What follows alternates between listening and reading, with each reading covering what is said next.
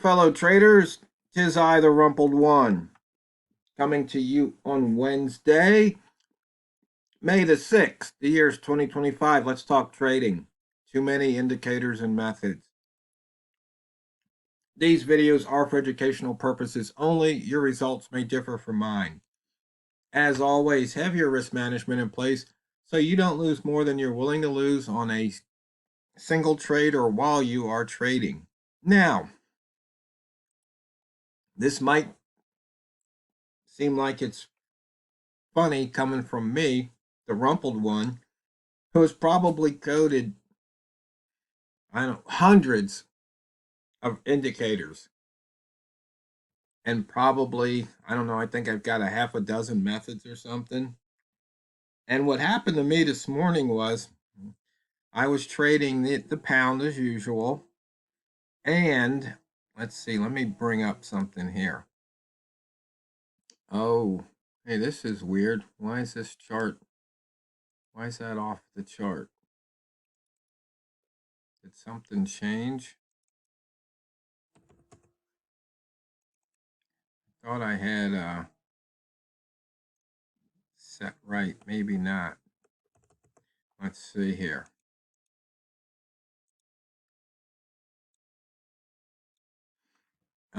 I was using this indicator, liquidity indicator, along with my safe map indicator. And what happened was price was down here in the blue zone, and it was sitting right here at the double O. And it was right about here. And so I'm thinking, okay, price is going down, it's hitting the double O. Chances are it should, actually, I was looking at 30 minutes. No, I was probably looking at the 5. I can't remember now. Plus, things have changed since then. Anyway, I was, I went short at the double O, thinking it's going to go down to the 95 like it usually does. Well, you know how many times I've said, if I only waited an hour, I got in the trade and it decided to go up against me. And as you can see, it ran all the way up to 17.9. Now, up here, let's see if I've got a 1-minute chart. See, it ran up here. And what do you see here? You see a highest low. So it ran all the way up there. And I was actually putting trades on, going against everything. The M30 candle color, indicator 2, and then right here, when it spiked down, it hit down so fast and jumped back up. The only way I could have gotten that trade is if I had TP set. But I was banking on it coming back towards the midpoint between here and here, which it did, which was somewhere around here. But what I did was I started peeling off early as opposed to leaving everything alone. Long story short, had I just left everything alone and shot for my original 95, well, there you go. So, too many indicators, too many methods. One thing is just trading candle color at the line. In fact, there's this one trader, he sends me an email almost every day. Please, Rumpled One, send me the indicators. I need to make money. I'm desperate. And I keep telling him, number one, forget indicators, learn how to trade. Number two, if you're desperate for money, you should not be trading because you are going to make some really bad decisions. You're not going to stick to your plan. Your emotions are going to take over, and you're just going to make a mess of things. If anything, you're going to lose money rather than make money. Now, you might get lucky because remember, every win is a luck, and you might make some money. Problem is, though, it's not sustainable.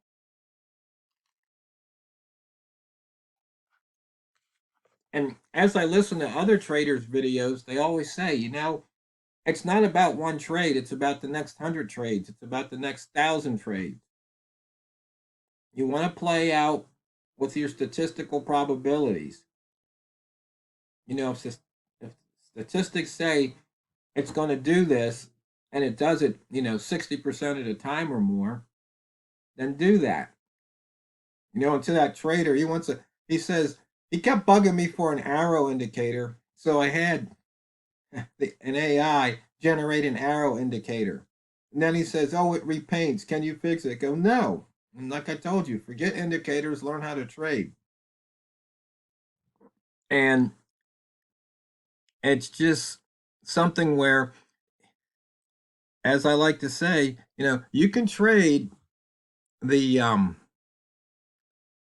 horizontal lines with the 30-minute candle color. I mean, usually it doesn't go wrong. So, and then, in fact, this candle here that burned me, for temporarily, I did get out. I did make a profit. But let's see. It opened at 998. That means it opened below the double O. Had I gone long at the line, I could have collected, 15, almost 20 pips. And the next candle here, short at the double line here at the double O, actually, yeah, it opened above, came down to 95. You could have made another 5 or 10 pips. And even the current one, it opened below the double O. If you went long, you could have made a couple of pips.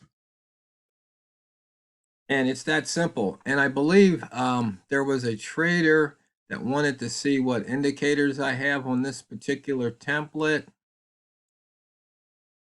Why do I have 3 levels ZZ on here twice? That doesn't make sense. Turn off true. So I can delete that one. But, I've got some of the standards, the TRO time, the B clock, the magnified market price, multimeter candle color here so I can change time frames, sweet spots gold that I modified, the template name indicator, HL, so it tells me the previous high and low of whatever time frame I'm on. Multimeter new high low, is it making a new high or new low on that time frame? Multimeter inside bar right here. Inside bar, outside bar, a lower high, lower low, or a higher high, higher low. So basically it gives the bar states of the bar 1 bar ago, not the current bar.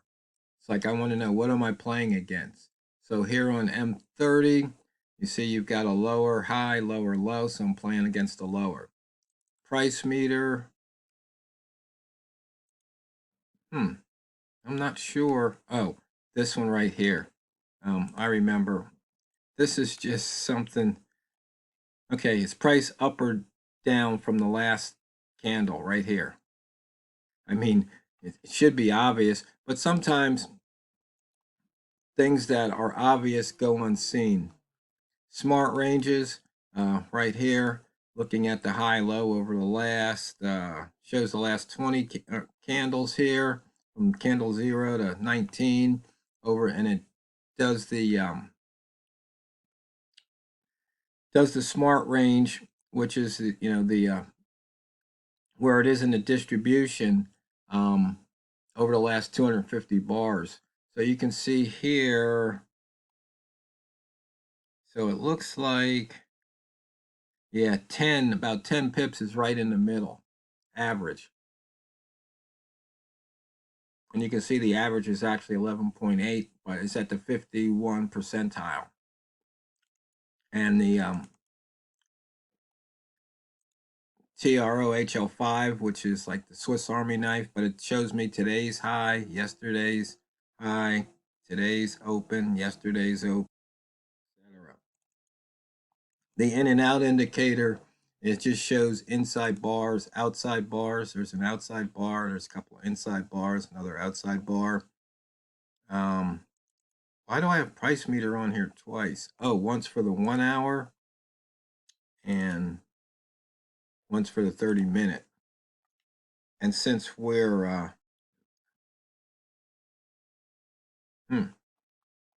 That's interesting.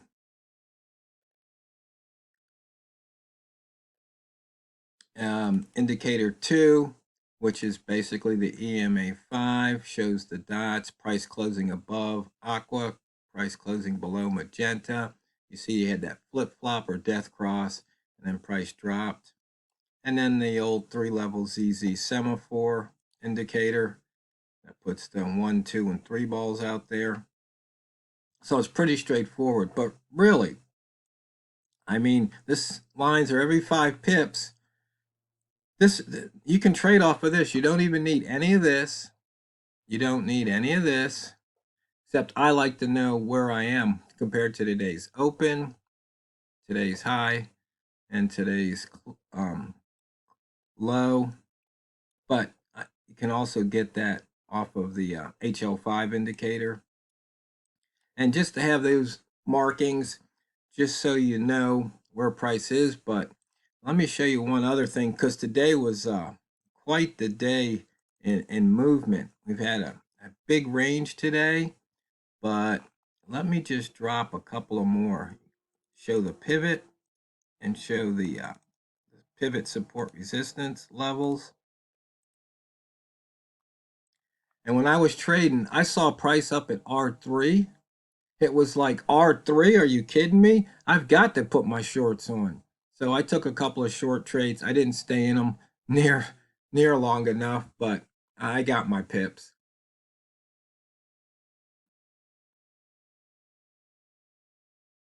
And the thing about staying in it long enough, once again, the reason we get out sometimes is because we were in drawdown and we don't like that. We want to get out. We want to get rid of that emotional damage. We want to get rid of that stress. Because when this sucker was going up, it was just like, oh man, not again. I'm thinking, is this thing going to go up, touch the launch pad, and take off? But I am curious about something. Let's see. What did Bambino Flex said to go long? Price near R1 was short, so price near R2 and R3 are definitely going to be short. You can see right here, once again, we did that on that H4 candle.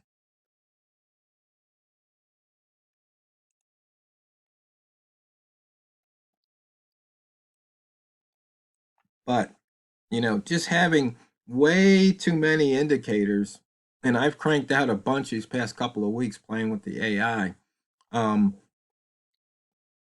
You know, this one is telling me, you know, you need to go long. Another one's telling me, well, you could go short. And it just wasn't a very smart trade at the time.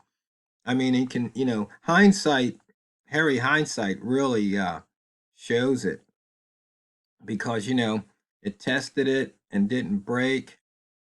And so then usually what will happen is it tested a couple of times. If it doesn't break and hold, because you can see here, it only closed below once. It didn't close below here. And then what did it do? It turned right around. And then it had to come back up almost 50%. Let's see. Really close, because see, double O to the 20 and then 20 to the 40. So you can see here, it really came up close, but I was looking, there's a return bar, thinking, oh no, if that sucker hits the return bar, that trade's really going to be in a lot of drawdown, if not getting stopped out. So, but then you see here, it came back, tested it, and then broke it. And then it broke it and closed below it, got another close below it. So that's what you have to look at, traders. And so if you've got too many methods, too many indicators, just cut down to what you need, because you probably only need one or two indicators and maybe a system.